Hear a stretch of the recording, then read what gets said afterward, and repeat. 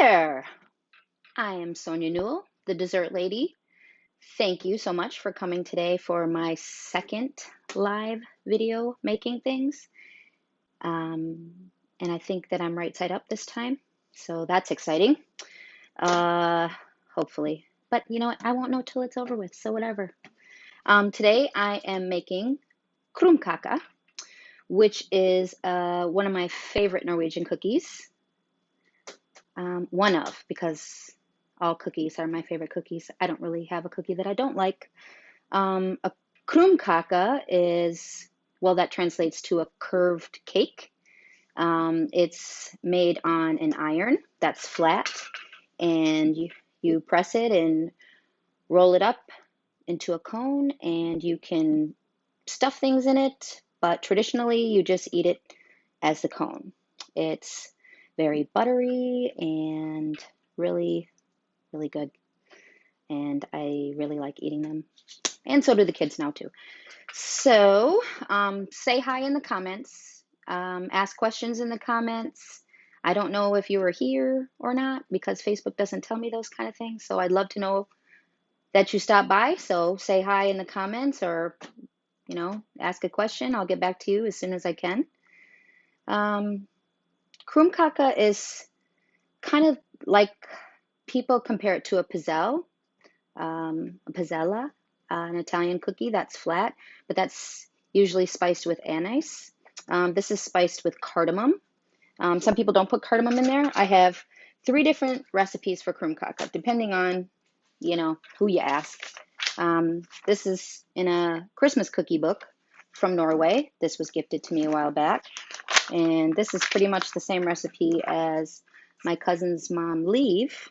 She's also my cousin. She wrote down for me. And then I have my dad's and my great aunt's and everyone's. When I first started making them, I made them with Leave's recipe because I really love her krumkakes. But when I got home and tried to make it, there's a difference in the ingredients here versus in Norway. So we have water in our butter. So I'm thinking that they don't get quite as crisp as they do in Norway. So my great aunt, she had some adaptations. So she put cornstarch in there to make them crispier. So that's what I do as well. So you need a Krumkake iron. It's not something you can make without it. So you're going to need one. I got mine in Norway. This one is from Norway. It even has an adapter plug on it from my first trip. You can see on the inside it's got a pretty design on it, but you don't have to go to Norway to get one. I actually, we're lots of Norwegians around here, but I actually got another one off of Facebook Marketplace for, it was like $15, but this is a good one. So, if you can't find one, and then they're brand new, they're like $40 or $50. So, Krumkake iron. And it even came with a shaper. So I noticed that a lot of people in America have this shaper, which is nice because it makes it the shape of the cone. But when you take these things off of that iron, it's hot. So I got this one, and it's really cool because they engraved it for me. So it says Sonia's Krumkake shaper. The reason that they gave me this also is because I was making them just rolling them up. So they kind of look like a taquito or something. So that's not the right shape. It's supposed to be a cone. So they sent me this, and they even engraved it. So I love it. But this is really nice taking it off of the iron too, so you don't burn your fingers. But I did hair for years, so my fingers don't burn too easy, but still. Yeah, so let's get to making some Krumkake. So the traditional cone shape is what it's usually made with, but I like to do more things. When I first ate them and learned how to make them, they told me I could make it into a bowl also, which is lovely. I love the bowl, so definitely going to do that. And then when I worked at Babes, when I first started there, I got to design the dessert menu, so I definitely wanted to put some of my Norwegian things on there. So Krumkakes was definitely a thing. And what can I do with it? So I came up with the dessert nachos first, and we're going to make those today. And then I later came up with, or actually I think I came up with the taco first. I don't know, it doesn't matter. But Krumkake, nachos, the bowl, and then we'll do a regular Krumkake and a filled one. So we're gonna start with, you wanna get a cup of butter melted and get that cooling off to the side. And then into your mixer, you wanna have a cup of sugar. Everything's kind of easy to remember because it's a cup, a cup, a cup, a cup. So a cup of sugar and 4 eggs, which 4 eggs equals a cup, by the way, in case you didn't know that. I'm gonna break them right into my bowl in case, or right into my cup, just in case I lose some shells. But these are for demonstration. Somebody's gonna eat them though. We got 4 eggs, and then we're gonna put that into the mixer with a cup of sugar, and then we're gonna whip that a little bit until it's kind of light and fluffy. Got my mixer on, so hopefully you can hear me. Let that run for a minute, and then into my sifter. I like to sift it because you never know what kind of chunks are in things. Same thing with cornstarch. A lot of times has chunks. So we're gonna do a cup of flour, and then 4 tablespoons or a quarter cup of cornstarch.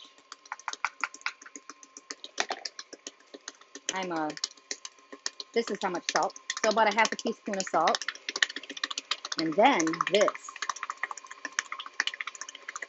Most Norwegian sweetbreads and things like that are spiced with cardamom or cinnamon, or both. Cardamom is my favorite because it totally takes me to Norway. So this is one of my favorite spices in the kitchen. And when the krumkakes are on the iron, oh, the smell is, I'm a sniffer. So you want to put a good teaspoon of those, the cardamom in there.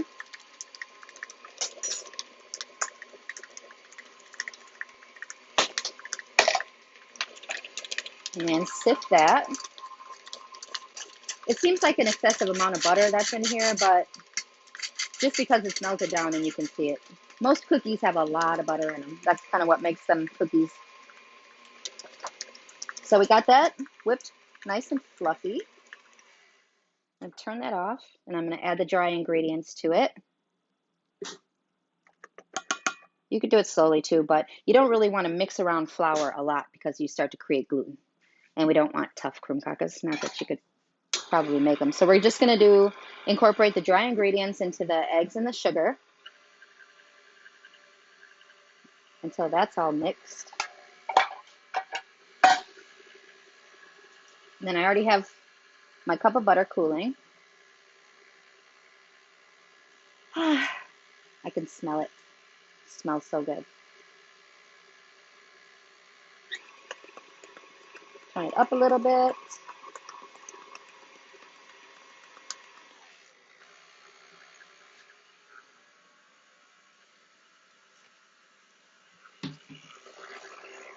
And you want about a teaspoon of vanilla. Very liberal with the vanilla. I don't know, I saw a meme the other day that said garlic and vanilla is kind of the same thing. Like, there's never enough garlic or too much garlic. Same thing with vanilla. I don't know, some people are funny about vanilla, but I love it. It's the main flavoring in most baked goods. Pretty much everything has vanilla in it. All right, so that looks really nice. You could see the cardamom speckled all through there. Turn it up a little bit. And then I'm going to slowly start adding the melted butter. You don't want to dump it in all at once. You want it to incorporate a little bit.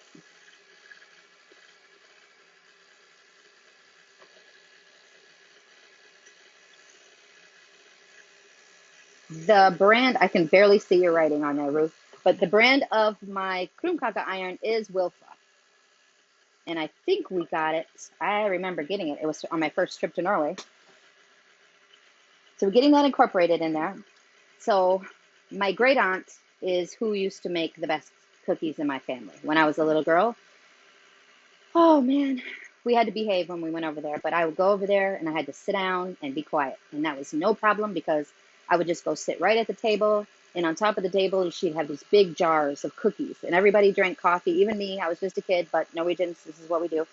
So I had coffee in my cup with, well, it was mostly sugar and cream, but then I had coffee, and then I would just help myself to those big things of cookies, rosettes and krumkakes and sambakos, and totally just takes me back to my childhood. So my parents split up, and I didn't get to eat very many krumkakes after that. So when I went to Norway for the first time in 2012, oh, they served krumkakes all over the place, everywhere. It was sitting in my, and oh, just eating them just brought me back. So that looks really nice. We've got it all nice and mixed together. We're not doing too much to it because we don't want it overmixed. Now you want to let that set for about 15 minutes or so because you want it's almost like you want to get the flour taste out of it. So a lot of times you want to let a batter sit. Plus it's going to thicken up some, and it's going to do, uh, I don't know. Pancake batter should rest too. Batters sometimes need to rest before they go straight onto the iron. I did make some batter already here, so that this has already been sitting for about 15 minutes, and you see it thickened up. It's not quite as runny as it was.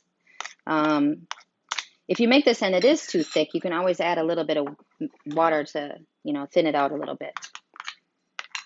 But there's your batter. I'll move this stuff out of the way so that I can set up my station for making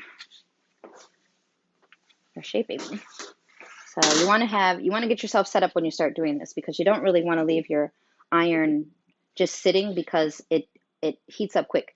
Now they used to make these on the stove, so this is kind of a newfangled thing to have an electric one, because typically this is something it's an iron that you lift and closes, and you put it right onto the grill or right onto your stove top. And a lot of people still use that to this day. Now, I'm not going to use that because, yeah, that seems, especially with an electric stove. It'd be one thing if it was, gas stove, the heat is a little more even, but even in here, this isn't really a super duper even temperature. So it always has to be watched. So sometimes they take 2 minutes, sometimes they take 1 minute. Usually the first one you can guarantee isn't usable. Every once in a while, see, I don't like that. I don't like that. I like to I don't like having those boundaries with that, I can make the first one work. I just know it. So I'm going to turn that up a little bit, wait until it turns green, and get this over here. Yeah, I don't know how they do that with this. That would be really difficult. So I have a glass that you can put a krumkake over it to shape it. And then I also have, to make the krumkake, I have, so I just put 2 cups. I don't know, I was just playing around one day with these and thought, how could I make a taco? So I have like a cooling rack that's this way. I've also used my oven rack. I think that was the first time I did it. I used my oven rack. So, but then I found this thing. So I was like, yeah, I can use that. That's awesome. And then I just put 2 cups down and put the cups on there. And then I can make tacos on there. So I'll set those off to the side a little bit for when we're ready for that.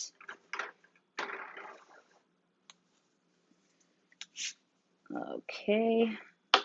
Well, we're going to put one on there, see how it goes. You don't really have to season this because it is seasoned already.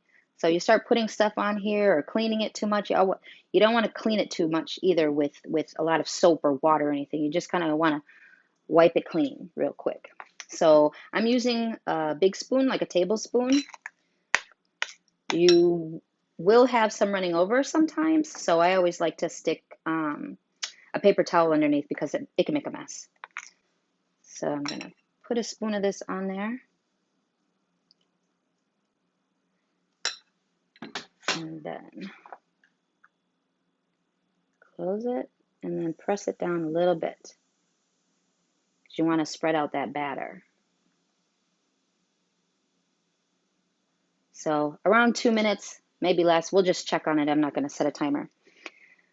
So when I went to Norway that first time and I got Krumkakes, I was so in heaven having those. And Leave, she spoils me when I'm there, so she makes sure that I eat everything I love to eat every single day. So I am very spoiled when I go over there. And I remember when I left, she had given me a baggie. It's a blue Ziploc baggie from IKEA.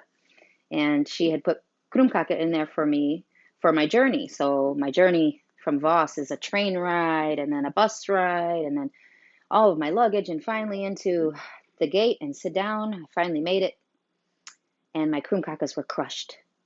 And I was sitting there staring out the window. It was very early, and I was just staring out the window, eating my crumbs and just crying because I was so happy to have gone and so happy to be eating these Krumkakes and that I had had such a wonderful time. And I knew right then and there that I would be back. And I have been back 9 more times. So Krumkakes are something that is very special to me and very special to Norwegians too. It's always out there. It's one of their main cookies. They could go a little bit darker. So you want them to be kind of, you don't want them too brown, but you do want them to have some browning on them. And hey, brown is caramelization, so I don't think there's anything wrong with caramelization. So yeah, so this is a Wilfa. I can see some comments. Thanks, Ruthie. Oh, yeah. So my cousin Ruth is in here. You guys have any questions that I can't answer? Ask Ruth. She's in the comments right now. She's in Norway, and it's very late at night, so I appreciate her watching. Let's see here. All right, that one looks good. So sometimes these are a little bit fragile too, so you want to kind of move them. They're very fragile when they're first done. They're almost sponge-like. So I roll mine when it's on there. So you want to clip on it and then set it down. And then those are going to get hard pretty fast. So I'm going to let this reheat a little bit, and then I'm going to put my next one on there.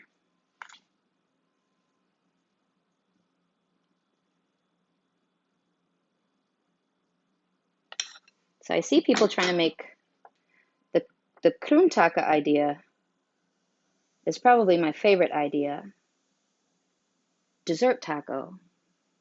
Because anytime I've ever looked up a dessert taco, it either has a pie shell or it has, what have I seen be used? I've seen it, I guess it's all pie, or tortillas. I've seen them use actual tortillas where they deep fried them and put cinnamon sugar. And I'm not saying that those are bad ideas. I just love the Krumkake, and it's so fun. So that is nice, looking very nice right there. See how quickly it gets hard? I'm going to let that sit for another minute and keep an eye on this one.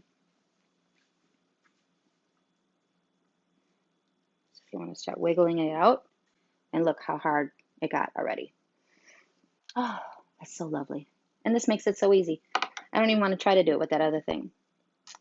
All right, so we got one. So a batch of these makes about, so my batch makes maybe 20, 21, something like that. Yeah, about 20 or 21. You can also make something called strul, I think that's what it's called, strul on here. And those are kind of like the taquitos too, but they have a different flavoring and stuff to them too. What are we doing in there? All right, that looks really nice. So we'll make 2 rolled. See how fast this is happening? It can happen really fast, or it can take the whole 2 minutes. It really just kind of depends on the iron. So it's always good to check. My iron goes up and down with temperature, so I always keep an eye on it. Especially if I'm on a roll and it keeps being in use, then it starts averaging out, the time does, but especially when I first start, it's hot. So it's never going to be that 2 minutes at first. So then we'll put one on here for a bowl. Make a bowl next. Press that down. Oh, the smell. Cardamom and vanilla. There's really nothing wrong with cardamom and vanilla. I think I need to do more with cardamom in my baking for you guys. I haven't really done anything with cardamom in it yet. But some of these things are hard to do for you. Like this is something that I can't do for you. Well, at Christmas I can. When I would, I don't know, maybe some of you used to buy my Christmas cookies, but I used to have Krumkakes in there too. I loved doing Christmas cookies, but now I'm super busy at Christmas doing pies and cookie kits. So doing my big boxes of assorted cookies gets difficult. I need 6 of me during the holidays. So let's see how that one looks. And these are really, really fragile. They break really, really easy. And that's why I had that bag of crumbs like that. So now I have 2 of them. So one of those I'll fill and the other one we will leave plain because that's how they're traditionally eaten. I've got my cup here. So when you do this cup thing, it's hot.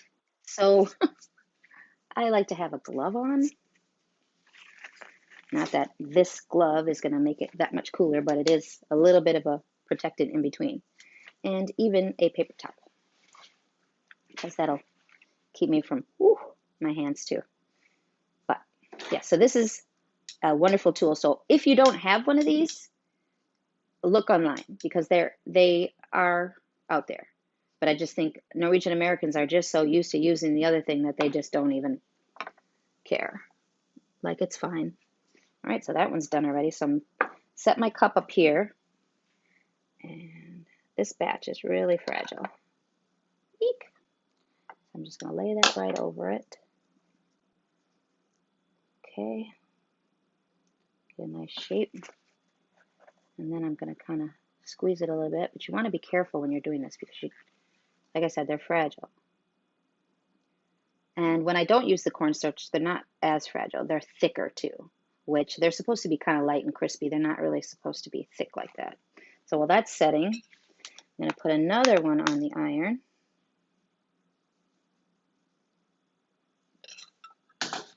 So you guys, I'm making this stuff for you just to show you, and I am on a keto diet. And it is so hard to have this stuff sitting around because I want to eat it. So last time, 2 weeks ago when I made the pavlova, oh man, I was giving it to everybody. My neighbors was outside. I was like, hey, here, have some of this. You want this? You want this? Somebody take it, please. Because I love pavlova and I love krumkake and the krumtakas and everything else. So now that doesn't take very long on there. There, we already have a bowl. Isn't that cute? Oh, I'm a sniffer. But that's gorgeous. So bowls. So bowls you fill with things too. And we're going to do that. I'm going to show you how to do that. So that's how you do the bowl. And then next we are going to make a taco. This is my handy dandy little taco shaper. Krumkake. I thought I was so clever when I came up with that. So clever. It's fun when I can invent things, you know, especially when I can take something as old school as a krumkake. Now, in the United States, they don't, when they have Norwegian things, you know, cookies are at Christmas. You don't get cookies any other time. But that's not true because krumkakes can be served all year long as a dessert. It's really nice to take these out. You can make them up ahead of time and then have toppings or fillings or whatever and just pull them out when it's dessert, or like me, you just eat cookies all the time for no reason, and that's why you need to be on a keto diet. Not quite yet.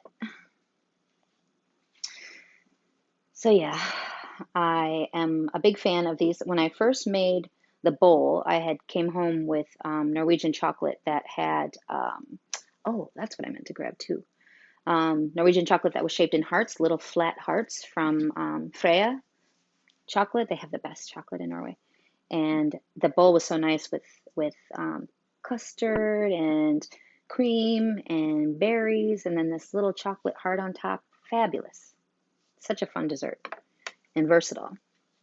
All right, so now with this one, let's hope it works with me. I'm going to take some of this edge off of there. Sometimes the edge can rip. I'm going to take that edge off of there, and then be really careful with this. Skip. I have to go fast because it gets hard. All right, so I'm making it kind of even on both sides. And then I'm going to kind of press it down a little bit. And I'm going to use paper towel again. But you don't want to curve it too much because you want it to be able to come off of this thing too. So if you have this too tight, like pinching it too tight to keep it together, it's going to be too difficult to get off of here. So I keep shaping it all the way to the ends. So you got like 60 seconds to spare. I press down on the top. And let that cool. So move this off to the side and let that cool for a second. And then I'm going to show you how they're eaten. I don't know how we're doing on time, but turn off my iron.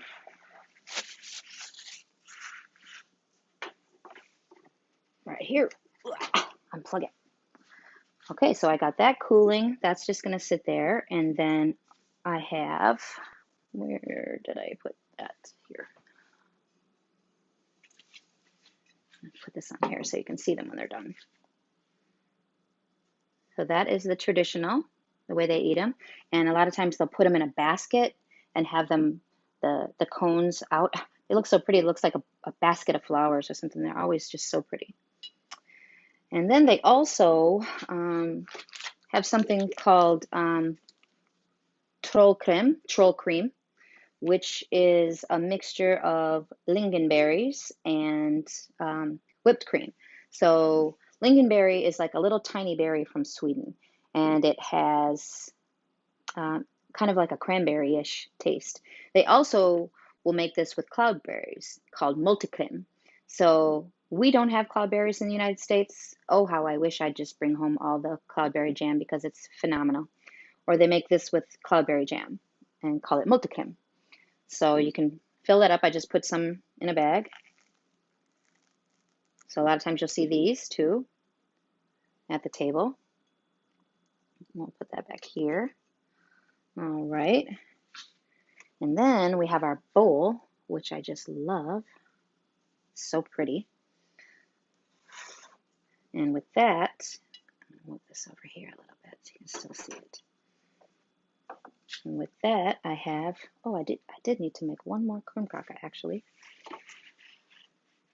Turn that back on for a second because I have to make the nachos. Okay, so then for this one, I have vanilla cream. So vanilla cream, pastry cream. So you can make a homemade pastry cream, but I love using, what's easy is Jello vanilla instant pudding and using cream and milk. The recipe says to use milk, but I like to use cream and milk. And the French vanilla is really nice too, but it's just easy to make. You just throw it together, it's ready.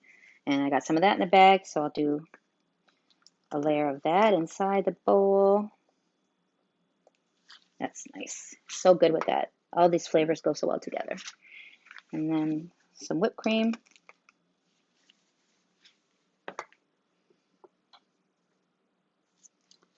And do some strawberries.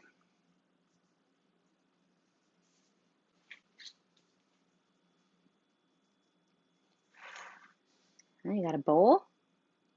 Very fragile. I'm living on the edge right now. This is fantastic, and people love seeing this. And you can just put it together right before everyone sits down. You know, you can have all these things prepared and just throw it together really quick. Or you can just put the things out on the table and do like a board with this stuff, you know, just have a thing where everybody puts on their own fruit, their own pastry cream, their own, you know, sauces, different chocolate sauces and everything. So I also have my taco over here. Let me get this because I got to make one more. Can't believe I forgot it. Put some batter on there.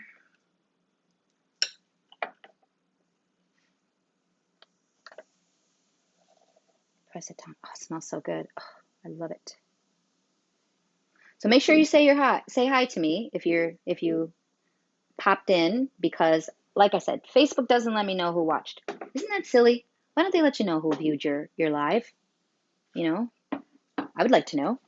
If you're ever looking for lingonberries, so they have these by the canned fruit usually. So not by the jams and jellies, not by the European international stuff either. They have it over by where like canned cherries are and pineapples and things like that. So they're very easy to find. I like these.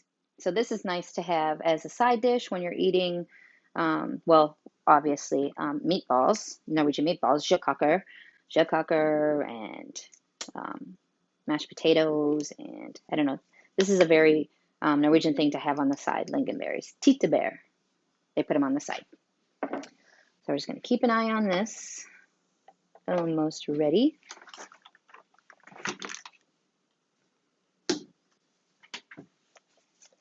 Here.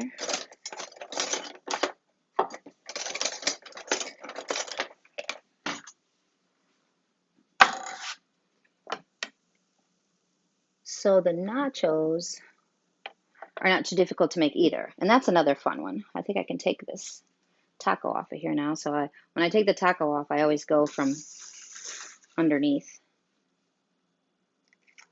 and lift it up. And like I said, these are fragile. So there you have a stand-in stuff. I'm going to smell it again.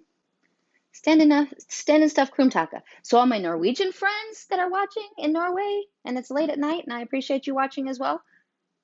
Krumkakes, I showed you. You got this. Let's see those this summer. They just had cinema, so they just had lots of food, so they're probably really kind of done with food for a minute.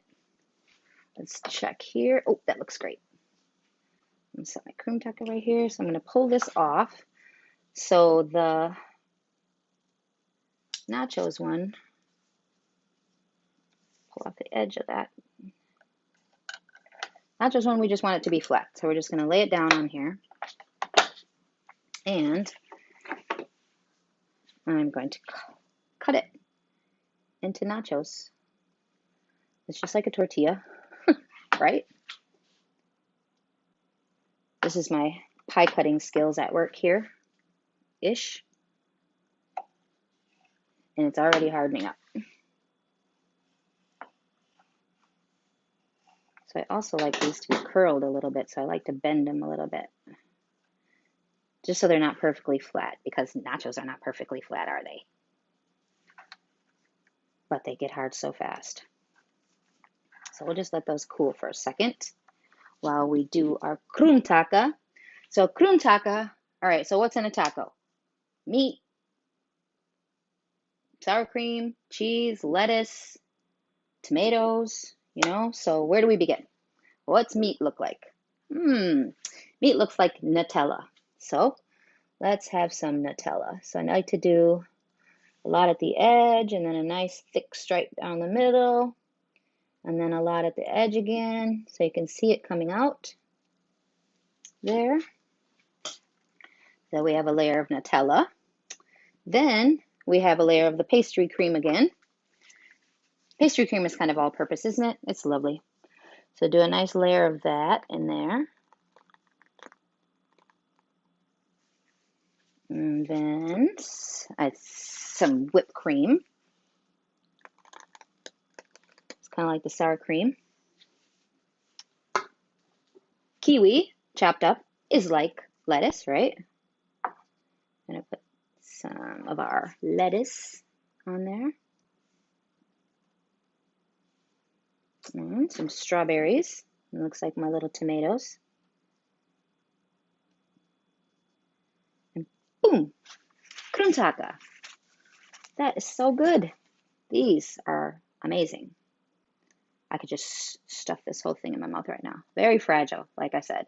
But this is also something easy to put together. So if you had you know, a table with different shapes of this on there, and then the different fillings, and you can do all kinds of different fruits. I just chose these fruits. So we will set that on there. Lovely. And now we're going to make some nachos. Making a mess. I love making a mess. So, let's see, we'll arrange these on here. Like I said, you don't want them to be super flat, but it is what it is. All right. And I like to use chocolate sauce, because who doesn't like chocolate, right? Drizzle on chocolate sauce.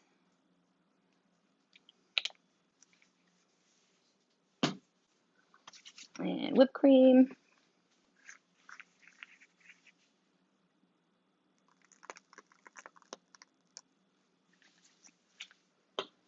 And then again with the tomatoes that are not tomatoes, they're actually strawberries. I had these when I first started at Babes, but then the plate was so big, and I'm putting it on this platter that I'm carrying around the dining room, and that plate is really big and heavy. So I kind of just stopped making those because it was just too big. And then people, when they saw it too, they thought it was so big. And it's really not. It's one Krumkake, but it's just the way that it's laid out. So there we have our Krumkake nachos. So that's amazing also. So there you have it. You have your Krumkake demonstration. I don't know how much time I took up, but I'm thinking it was enough. It was enough for me today. So inbox me if you would like the recipe. I would love to share it with you. Or if you need any information about getting a Krumkake iron. Like I said, they're about $40 if you buy one new. Research these though, a Krumkake shaper. Like I said, you can use the other thing too, but you know, this is just nice because it just helps you so much pick it up off the thing. Like, how do people pick it up? I've seen people talk about it and they use these UV gloves and things like that too. So if that works for you, then hey, get her done. But thank you so much for coming to my presentation today. And I am so grateful that you guys took time to watch this. And I will be doing another one soon. I don't know what. Maybe you have an idea what I should do next. But I really like sharing the Norwegian things with you because that's very special to my heart. So thank you very much, and share it. Have a great rest of your day. And I have to turn this off by actually coming around there because I haven't figured this out yet. See? It's not stopping. It's supposed to stop. But whatever. I'll just come around there.